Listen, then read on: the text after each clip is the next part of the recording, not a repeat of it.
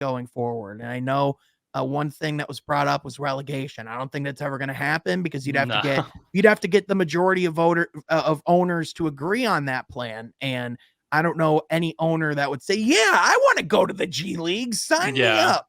You know, Mhm. but like, what do you think? Because I know obviously, and I thought you made a really good video touching on this, by the way. Like, talked about what the Thunder's plan is, what they're doing Mhm. going into this season, how they're not just tanking for Wembanyama, how they're actually playing for something, and that they could still ultimately end up in that race because that's how the NBA lottery works. But, with where they're at, it's not like they're necessarily going out there just trying right now to go out and tank for Wemby, right?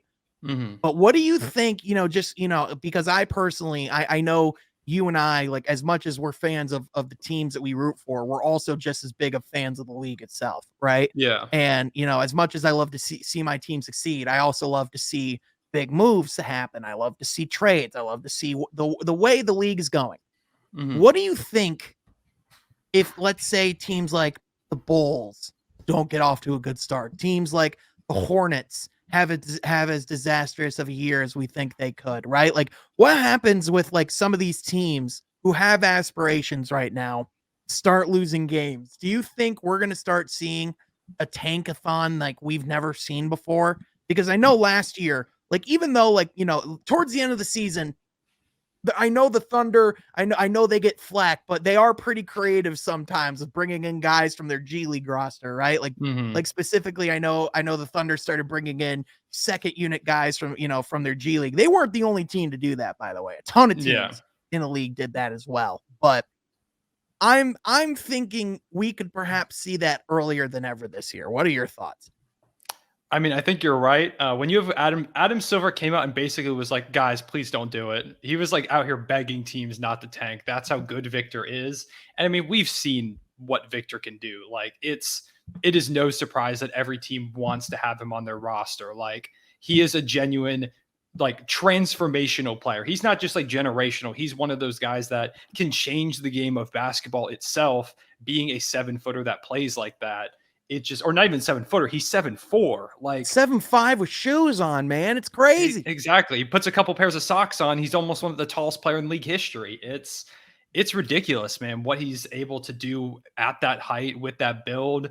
He can genuinely change the game. And really with basketball, what makes it so tough is more than basically any other sport, basketball, one player can completely transform a franchise forever. Mhm. Because in like football or baseball, or I don't watch hockey much, but I'm going to guess hockey too, you don't see as much of a transformation if you get this one generational guy. They can completely change your franchise, especially like if in football you get a great quarterback, but you've also got to play defense. And if you got a guy like Victor who looks like he could be an MVP and a defensive player of the year, he looks Right. like he can shoot threes, he can attack the basket.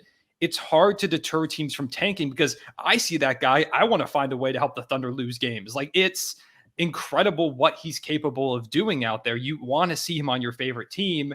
And also with the lottery, because it is just so like odds based, it's not even like, say one team goes out and loses like 16 in a row and they're like 1-16 to start the season. Other teams are probably like, oh, we're not going to lose that many games. We won't catch them. We don't need to tank as hard. But because of the lottery system with the odds and everything, it's all just luck. Like you could go 0-82 and you could still end up with the 5th overall pick. Right. So Yeah.